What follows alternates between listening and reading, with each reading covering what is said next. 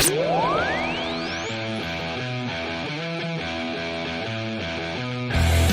Channelside Drive, where Lord Stanley Cup rests. Time ticks down! The Lightning win the Stanley Cup! Travel across the bridge to St. Pete to find our American League champs. And the Tampa Bay Rays have just won the American League pennant. And get ready to fire the cannon. Lob pass toward the end zone. Gronkowski, he makes the catch. Touchdown Tampa Bay. What a great grab by Gronk. Because it's time for another episode of Play the Bay. Play the Bay.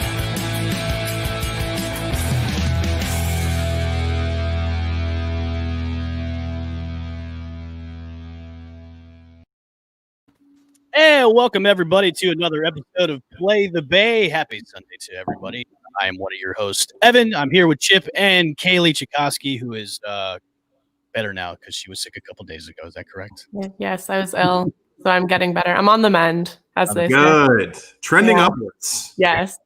So we are here for a special Sunday show. Of course, Play the Bay is sponsored by Geology, where if you go to geology.com, make sure to put in the promo code caffeine to get 30% off your next order. I guarantee you, if you get one of these orders from Geology, you will look fresher, younger, and your skin will be tighter than ever. Make sure you go. Chip, have you gotten yours yet?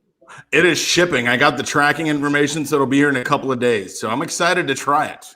Oh, okay. I'm going to hold you to that. You just promised I'd look younger, feel better, and my skin will be tighter? You will be glowing every time you wake up. Okay. I'll hold you to that. You will. Don't hold me to that. Hold Geology. Don't hold me to that. I'm just trying to bump up the caffeine part of it to make sure.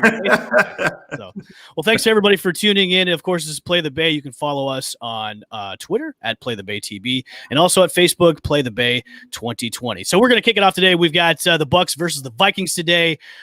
It's a matchup. It's a matchup that they need to win, and I want to get your guys' thoughts on keys to victory. What are the Bucs' keys to victory today against the Minnesota Vikings? Chip? I mean, one key, and I'll give you one. There are several, but I'll give you one, and I think the obvious one, obviously, is to stop Dalvin Cook. The Buccaneers have been great against the rush all year. They're under 75 yards. They haven't allowed a 100-yard rusher since Week 9 of 2019. So I think it was Chris Carson against the Seahawks back then who actually did that. So contain Dalvin Cook, get some pressure, make sure you can stop him, and that'll give him a better chance to win. Kaylee, what are your keys to victory? Yeah, I think one of them, there's so many, as Chip mentioned, but one of them is also the secondary, right? Because they've been kind of up and down this entire season. And you have to imagine that, you know, in the locker room and in the practices and the 2 weeks they've had with the bye week, Dalvin Cook is their top priority, probably priority 1 through 3, if we're being honest. So I do think it gives Kirk Cousins and the Vikings offense like a little bit of an opportunity to really open up the passing game, kind of knowing that that's where that front seven will be focused, obviously, and where, you know, most of the defensive scheming will come into play, given that the offense usually runs through Dalvin Cook. But you've also got, you know, Justin Jefferson, who's really kept them kind of in one of the league's, I mean, not leading, but at least in the top 10 of passing offenses, right? And that's really, really important because that one guy is really, really good kind of creating drives and keeping them in drives. And that's why they've also really been great on third down offense. And then you look at Adam Thielen, who has been a guy in the red zone that they can really count on. And those are two areas, both third down offense and red zone offense, that they've really kind of been really efficient, really good all season. And those two guys are really the keys to it. So as much as Dalvin Cook is, you know, a huge priority, because if you let him go, the game is going to get away from you, but also making sure you don't give up anything in the secondary, given that they let Jared Goff put up 370 something yards. And then obviously Patrick Mahomes put up 450 yards passing. So it's just balancing the defense and not giving up anything, really. Remember, the Bucs haven't gone against any elite wide receivers this year, so Correct. You know, not at all. They haven't given up any kind of yardage at all to elite wide receivers, so they should be okay against the Vikings at all. So I've made it a point to send Christmas cards to my fantasy teams, players that have actually done pretty well. I think if I send it, I'm going to have me in a sweater and do the pose. That's like really nice. Yeah. Oh, but that's seasonal. So fun. Yeah, but that's if I make the championship and go, I'm just going to send Christmas cards. Like, thank you for being a fantasy stud this year. I made it a point. Fun. Justin Jefferson is one of those guys because I picked him up on waivers and he's been nothing but spectacular for my team. So thank you, Justin Jefferson. He's been challenging Randy Moss's records for the Vikings. I mean, he's on pace, I think, with yards. I think he's only lacking in touchdowns right now. I think he's 3 or 4 behind, but just like you said, Kaylee, unbelievable start to a season. And really, Kirk Cousins has been on a tear because of Jefferson. I think one of the things, El Bushman, we talked about, and I don't want to steal one of your keys maybe, is that you're going to steal all of them. And Rudolph and Irv Smith Jr. are going to be out today for tight end possibly. We won't know until 11:30 about Irv Smith, but so you're going to see when they throw the ball, those are going to be the guys it's going to. I think the keys for the Bucs, and we've all said this, there's a ton of keys for their victory today, is you got to rattle Kirk Cousins, man. You got to get to him. And Todd Bowles can't be afraid to put a lot of pressure on Kirk Cousins because we all know what he can do when he's outside of the pocket. He makes mistakes. He's almost like a Jameis Winston type. He's trying to find a big play, and he usually throws an INT when it comes to it. Also, you got to feed RoJo, man. Give him the ball. Like, give him the damn ball. I mean, I know Bruce Arians likes to go back to Leonard Fournette, but like Leonard Fournette hasn't done jack shit this year. I mean, give RoJo the ball. I mean, he's one of the best running backs in the league right now. If they would have been giving RoJo the ball like consistent like they should have, he could be at 1,000 yards right now, up there with Derrick Henry. That's what I think. But yeah, I think the keys to success today would be getting after Kirk Cousins, rattling his cage, and then just give RoJo the ball, man. That's all you have to do. That's the key to success today. So yeah. That's what we got going on with the Buccaneers. So matchups today for the Buccaneers and against the Vikings. Who do you guys want to see the most out of your matchups today, Chip? You got to go with the corners. You got to go with Bunting and Davis. These guys have got to step up today. Like we said, Thielen and Jefferson have been playing really well. Kirk Cousins, I think, has thrown 15 touchdown passes since like week 8 or 9, I think. And he's thrown, some interceptions as well, but you got to slow that part of the game down and then trust your defense, trust the rushing defense the Bucs have had. So both those guys have to step up. We know that Dean is obviously going to be doubtful today with a groin injury, and he was one of the guys that played in the slot and was a third corner out there. So the Buccaneers have been getting lit up without him being there. So both those guys need to step up today.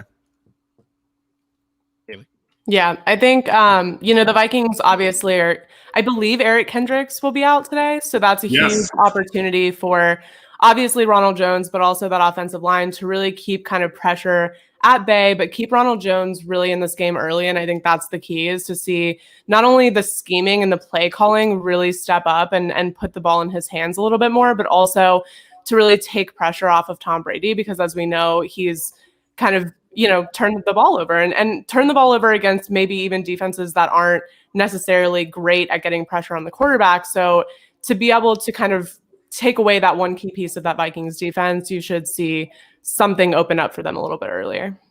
We had a question come in on the comments. It's not Bucs related, but we'll answer it anyways. What do you think the Packers will do for the rest of the season? Also, what's your opinion on the best wide receiver in the league? Kaylee, I'll go to you. I mean, let's see. Who do the Packers play for the rest of the season? Because they're playing the Lions today, and I know that Kuda is out. So Devontae Adams today for the Packers, massive day potentially. So they play the Lions, Panthers, Titans, and Bears. So 3 of those are extremely winnable, obviously, and then the Titans game. And that the thing is the Titans are up and down as well. We've seen them give up games that they should win and kind of beat the crap out of teams that we thought were very good. So that game could really go either way. But I think they're on pace to really win out the rest of their games, which is really exciting for them. But I do think Devontae Adams is a guy that's going to get a lot of play, like you said. With him being kind of the key guy, I just see them really rolling through the rest of the season. They've kind of, got their stride back. Obviously, they lost to the Colts, but the Colts have a really consistent and really just, effective defense. So for them to lose by 3 to the Colts, I'm not that worried about, but I do see them winning out. And my hope is that they do because of the Titans. Best wide receiver. Yeah. I was gonna say I hope they win as well because Aaron Rodgers is my fantasy quarterback, so he needs to put up gaudy numbers. Best wide receivers in the league. I know is the second part of the question. Oh, yeah. And I think that if you can, I love and he's a guy that's kind of been contained over the past couple of weeks, maybe a little bit. Was DK Metcalf? I think you take almost the speed of Tyreek Hill, and then you have a bigger frame guy and a guy that I always loved. Growing up, Calvin Johnson, kind of like Megatron, and you combine those guys together, that's kind of what DK Metcalf is. So if you're asking me who I think the best can be overall right now, I think you're seeing a transition. I think DK Metcalf kind of moves up, and the guys like a Julio Jones and some of the older guys are starting to move down. So overall, like trait-wise, I like DK Metcalf. Stat-wise, I don't know who's really leading. I know Tyreek Hill has 7 touchdowns. He's up there. Devontae Adams has been banged up. I don't know if he's up there, but those are some of the guys I consider some of the best wide receivers and guys that are always going to make plays. Getting back to the Bucs, I have a question for both of you. If the Bucs somehow lose this game, what do you think is the next, like the projection for the rest of the season? If they lose this, they'll be 7-6, and then they'll possibly drop down in the playoff seeds. What do you think is, hypothetically, if they lose today, what do you think this team is going to do the rest of the way? I mean, I think it's sound the alarm bad. I think this season is going to go one of two ways. It's either going to go really great and they're going to pick it up, or we're going to get into some really bad negative territory. Like if they lose today, I see them losing more of the games they have remaining than winning. Just because of how important it is coming off the bye to get this victory today. Kaylee, do you think the Bucs could pick it up after being 7-6, and you've got a few teams like they're really nipping at the bud? I mean, if they lose today, they could probably drop either out of the playoff race or probably drop down. They're in the 7th, and Minnesota's in the 7th, and the Bucs are in the 6th currently right now. So correct. Yeah. So, did you think if hypothetically, wow, I can't talk today. If they lose, do you think that would be it for the rest of the season? Do you think they will just say, you know what, fuck it, we're done? Or I know they've got 3 easy games after that, but it's tough because I think the main thing is the confidence of what their game plan is, because you look at, and that's kind of something we've questioned every week is who are they and what is their plan? And this week they're coming off a bye, so we're going to see what they put together against a team that, challenges them in some ways and really opens up opportunities for them in other ways. But if they don't get it together today and they can't win after coming off of a bye and really having every opportunity available to beat the Vikings, I think it concerns me what they'll do against the Falcons twice. Maybe not the Lions, but the Falcons are a team, obviously we've seen them win sneaky games this year, but playing them twice and so close, right? Like 2 weeks apart is very concerning, because that gives the Falcons a lot of time to game plan. So if they don't take 2 of those games, they could take the second. And I just think the Bucs, if they lose today, I think they're going to go back to their throw out the whole game plan, back to the erase the whole chalkboard and let's start over. And it's something they've done time and time again this season. And I don't think that would benefit them. So I think they would beat themselves if they lose today. That's what the Bucs are known to do, is always beat themselves. So that wouldn't be a surprise to me if they said, okay, we're going to just do something different. And that different is the same stuff they've been trying to do all season long. So I get it. Okay. I'm nervous about this game because it is a winnable game. It is, but it's a must win. And it's also a must win. And it's also there's so much pressure on them now to have that winning record to get to the playoffs because of the Tom Brady effect. It's like if they somehow don't make the playoffs and have a sub 500 record, it's okay. Whoa, God! Now, if I was the Glazers, I would be like, okay, we can't get anybody to win on this. We can't even bring in Tom Brady. We can't even bring in Bruce Arians to win this team. This team is unwinnable. That's what my fear is, because they have done this before where they start off hot and then it just tails off and it's a disaster. But I mean, the main concerns with me is about if they can stop the Minnesota Vikings offense. And it's almost like they're parallel units together. I mean, because Minnesota has a young secondary, we have a young secondary. got a good running back on both sides. I mean, Kirk Cousins can show flashes of greatness, but you've got Tom Brady on the Bucs side. So it's like you've got almost a bizarro world mirror version of these two teams looking at each other for this game. And my dog's barking right now. So do you guys think they can stop Dalvin Cook? Do you guys think they can stop Kirk Cousins in this offense? I think they can. If they will, that's going to be the deal. And I think Kaylee hit on it, briefly, is that everybody has to start fast today. There is no getting started, after halftime. There is no getting started, after, the third quarter or anything like that. If the defense can come out the first 2 or 3 series and stop that initial wave from Minnesota, and it'll probably be, depending upon the success of their first drive, maybe a drive or two, trying to look at Dalvin Cook to see if he can open things up for play action to get Jefferson and Thielen involved. And if they can hold that together, I think you can. I think Bowles and I think their staff has done a great job against the rush. So I think they can contain it. But what we touched on earlier is your corner. You have to be ready with Jefferson and Thielen. I mean, they're going to make a change, and hopefully the Bucs defense can change with them. What do you think, Kaylee?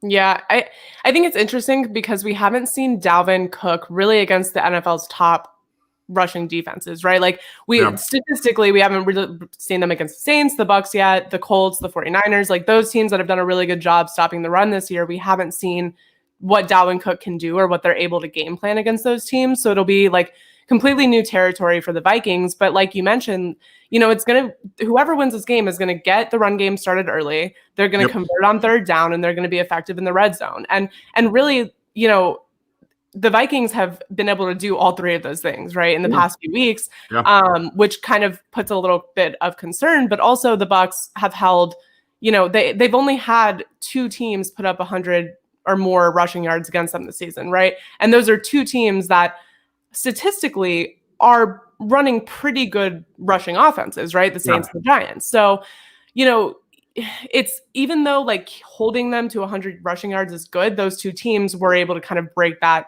seal on the Buccaneers rush defense. But like we said, it is going to come down to can they do everything? Can they stop Dalvin Cook? And then can the secondary step up? And if they're focused on the secondary and getting pressure on the quarterback in the passing game, is Dalvin Cook going to find a little bit of success early on?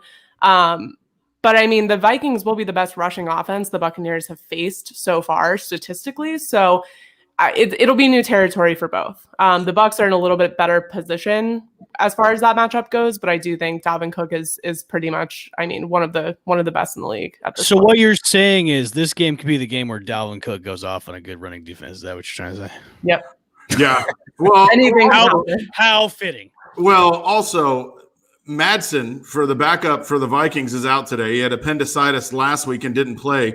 Dalvin Cook had a career-high 32 carries last week against Jacksonville. So, this is a guy who was a little bit injured and playing okay. Didn't get a touchdown last week. I think he went 32 carries for like 130, which if you tell me in any NFL game you give Dalvin Cook 32 touches and he only gets 130 yards, I think that's you won. You got off a little bit of, I would think something a lot higher than that. I think his average carry yardage is better than that. So I think that's a good Jacksonville's small victory. You celebrate that a little bit, but with the Bucs, if he sees that kind of volume, and you have to get off the field defensively. If you're on the field and their defense plays and the time of possession is skewed and Dalvin Cook touches the ball 32 times, your defense will be exhausted. There's no way you can stop him. So don't be on the field.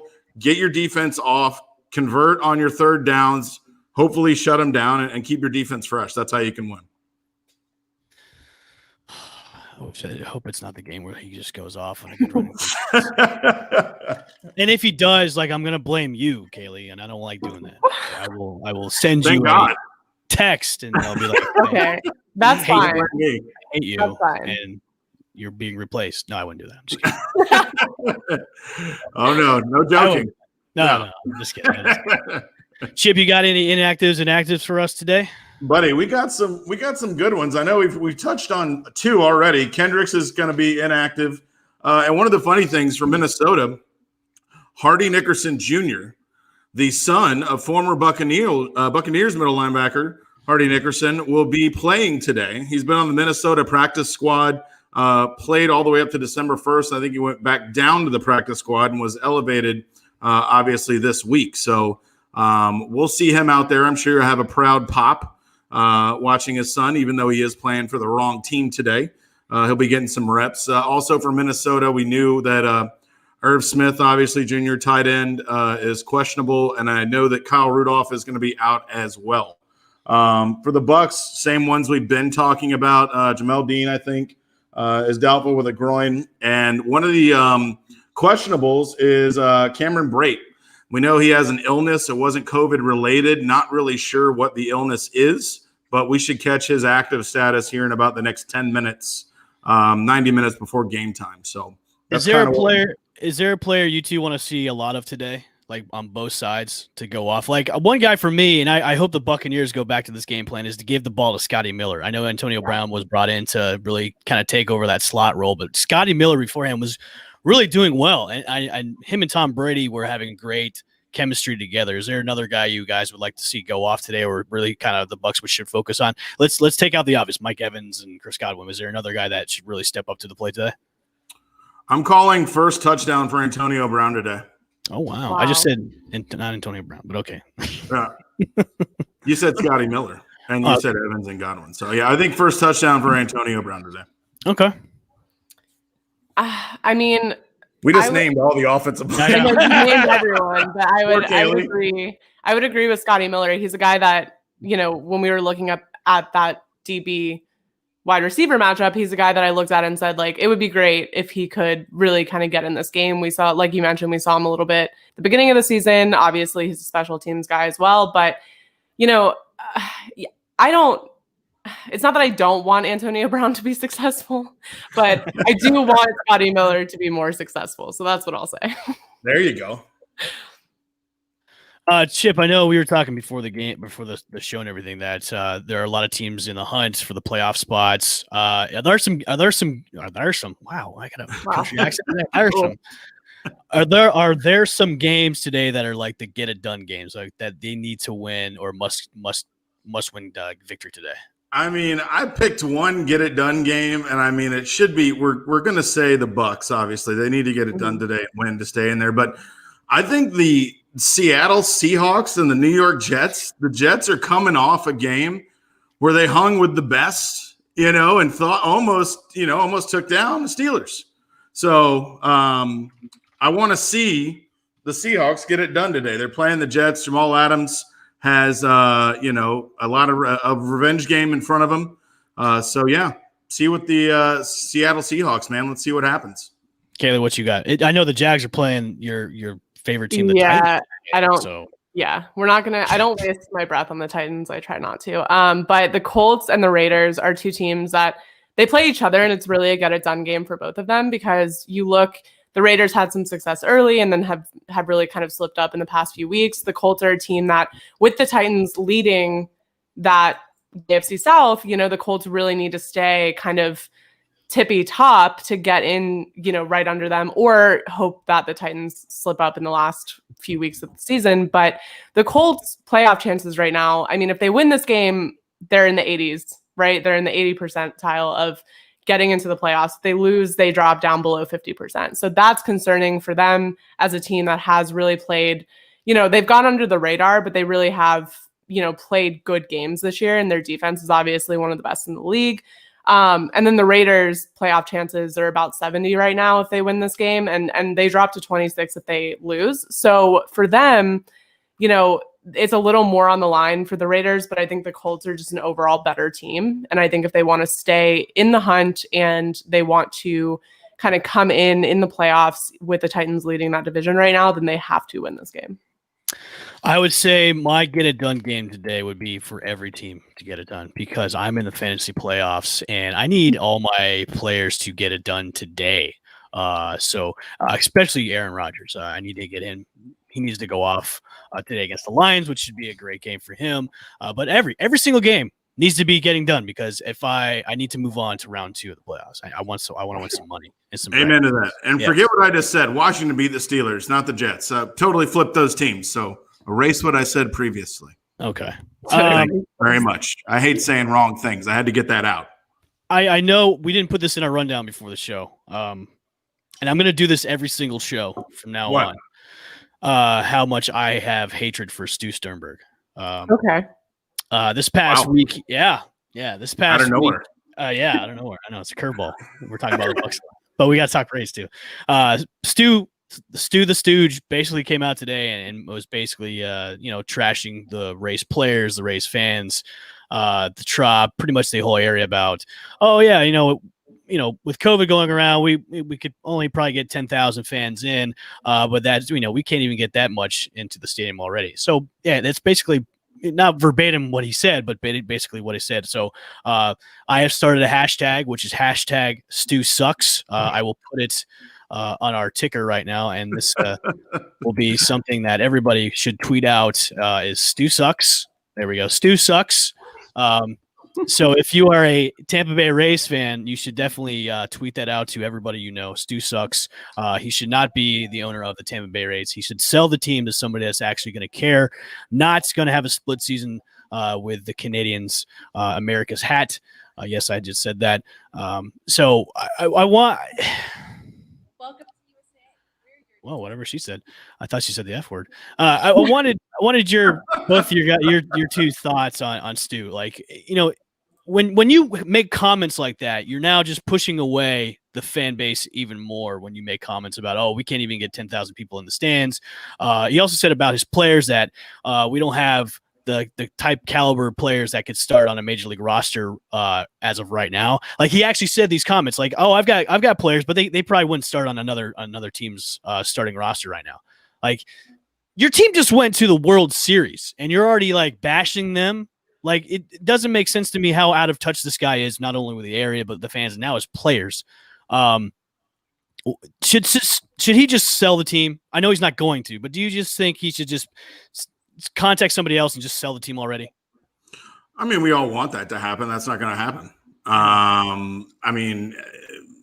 To say something like that, I mean, what I don't understand that comment. Like, you were just in the World Series. Yeah. Are you drinking? Are you drunk? Are you it's idiocy. And it's, and it's stage. That's all. I mean, that's just a dumb statement. It just seems to me that he's almost like the Kermit the Frog meme when he's drinking some tea. That's Stu Sternberg. He's the Kermit the Frog meme where he's sipping tea and he just doesn't give a shit. Like, you're alienating so many people that want to come and watch the team that you own in the stadium that, you have about 7 years left in there before you decide to jump ship and go somewhere else. So it's like, if you really want to move the team, just move and get it over with, but quit trying to bash everything to just make people not want to go, because now you're just alienating the fans that actually do watch on TV and the ones that do go actually watch the team. It's like, just be an owner, shut your mouth, make the moves, and put in the money that you should be in this team instead of just saying outlandish, dumbass things.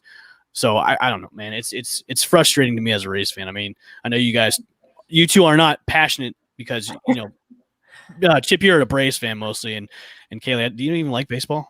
I like being there, but it's hard. It's hard on television. I don't care at all. But when I'm there, I get very invested. Drinking helps. Yeah, sure. But I think the main thing is, and I'm actually a proponent of this split season thing for many, many reasons. Oh, shame! I know. Shame! But I do have a list. Sorry, we had to mute Kaylee there for a second. Okay, you're back out of the penalty box. Okay, thanks. I do really like it for a lot of reasons. I think it's just my business marketing mind kind of really liking that idea. Especially seeing, I do think it's going to be a really fun season to have the Raptors here. So I think that kind of really shifts my mind into what opportunities as far as marketing and exposure. And Tampa's a very, very, very small market. So even being in the World Series doesn't change the fact that market size is very small here. So I do like that idea for many reasons, but I also don't think that the way that he's approaching it or explaining it or the kind of reasons that he's putting it off on are fair because, like you said, I mean, I think most people in most markets would really get behind a team that has had such success in the postseason as of recently. But I think he kind of puts this like atmosphere, this just weird feeling over the team and the organization, and then obviously them being separated distance wise and it being kind of like not convenient to get there. I think that there's a lot of things he could do, but I also feel like a lot of the reasons people don't want to go are like decisions that he's directly responsible for. So it's kind of like, it's a little ironic, I guess, to hear him talk and to hear him kind of put it off on the fans when like you're pushing fans away and alienating them. But I mean, I like the split season. I don't like a full move, but I do like the split season. I don't like the way that he's explaining or approaching it. I don't like his mindset. And I don't like a lot of owners that aren't passionate about the franchise. He doesn't even live here. He doesn't even live in the Tampa Bay area. Yeah. He still lives in New York, which is yeah. And that's the thing is I just think it shows, and you see it across every league, right? Owners that are just not passionate about the team and their fan bases and actual like the sport and the team and the market. It really shows, and they struggle both on and off the field. So I think it's not a great man of words. I can't believe you like that idea. I had such high hopes for you. I do like that idea. I do like that idea because I think here's the thing is I think when please explain yourself. I'll explain. Okay, so as a person because here's the thing is you don't need to capture hardcore baseball fans, right? Because those are people that are going to games. So if you want people to fill the stadium, you need to capture like the casual baseball fan or the casual Rays fan, like the people who, if like it's too kind of inconvenient for them, they're just going to watch it at home or watch it at a bar. So I think with that being said, when you limit what is a very long season and a lot of games, it's hefty, right? Like when you limit that down to half, now you give people less choices. And I think when it comes to choices, like less is sometimes better because you say, here's, a few months or a couple months that you have to get in the stadium. Here's the games. You offer promotions, you do fun theme nights, whatever you want to do to get people in the stadium. But now it's like, instead of them being able to say like, we'll go later in the year, we'll do a Rays game later, we'll go to a different game, whatever. Now it's like, well, you have half of the inventory to choose from. Then you open it up in a market where if they're craving baseball, which maybe they are, I don't know. I'm sure there's market research that's been done thoroughly about that city. But if they're craving baseball, now you've opened it up. Now you're going to sell more tickets in both markets, right? So now you're going to sell, I would almost say that they triple or quadruple ticket sales just based on that move alone. And now you open up a whole new market. It's similar to what the NFL has done in London. It's worked really well because now not only can you get TV deals in Montreal, you can open up your TV broadcasting rights. You can open up merchandising stores that can sell merchandise year round when they're not there. Now they become Montreal's team as well as Tampa's team. And that is kind of like one of the things that really kept the Jaguars in Jacksonville is because London, because we were one of the early adopters in the NFL's London series, like a lot of our merchandise, a lot of fans traveling. And then if people from Tampa want to take vacations, maybe they go to Canada and go to some baseball games. Like maybe it does become like that kind of like series or that kind of like stint in Montreal where now people from in-market will travel to have like a vacation and a game, like a game week. And I just think you just open up so many opportunities on the business side, but then also on the player side. And then I just think people, if it's more exclusive, you have less options, people are going to be more willing to buy a ticket and go. Can't believe I'm saying this, but she might have a point, Chip. I know it's not a like popular take, but I do like it. And I'm very excited. Like I just say it from the perspective of like, I do enjoy NBA games and I'm excited to go to them and I'm excited to like have this team for like, even if it's just for this year to like be part of like our little history in Tampa. Like now we get to buy all this gear and like have it, even though it like might never happen again. And it'll be a lot of fun. But like, I mean, that's a huge opportunity for them as well to kind of gain fans in a whole separate market. So like I'm excited for it, and I can imagine that it would be a similar situation, but I don't know. I like it. She has a point. My brain doesn't even go baseball until March. So all of this is just like, woo, woo. I know, but it's something to talk about. You might have looking at it from a business eye, because I always look at it as a fan. Yeah. A fan point of view tells me it's a really stupid thing, because I don't want my team to be shared with anybody else. It's like you're sharing like a girlfriend or a wife to somebody. It's like you don't want to do that, Holy cow. Yeah. Well, I mean, but looking at it as business standpoint, she might have a point. And if you're like a ticket holder for the whole season, now they're cheaper, so you might get more people to invest in like a full season up front if it's only like half the season, because right, we'll table this. He still sucks though. #. He does. Like his explanations are not good. His like perspective on it is not good. No, I think we all agree that we don't like Stu. Yeah. I think that's agreement from everybody. I think as we get closer, a lot of this stuff will get vetted out, and you'll see what real plans are. Players get back, training camp start, or not training camp, but spring training starts, and you kind of see how the season's going to shape up. But he still sucks though. And Leonard Fournette is a healthy inactive today, not even going to play. We love that. Love that. Ronald Jones will definitely be – RoJo will be toting the rock today. That's a good sign for their bye week and decision making. That's a very good sign.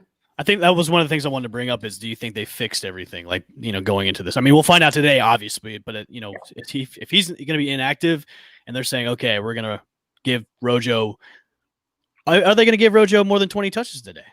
They should, because his stats when he gets them are very supportive. I think he's had like 3 games with 20 or more touches, and he's put up 100 yards in all 3 of those games, and then had like 200 in the game where he had 23 touches against Carolina. Yeah. I mean, so logically you should.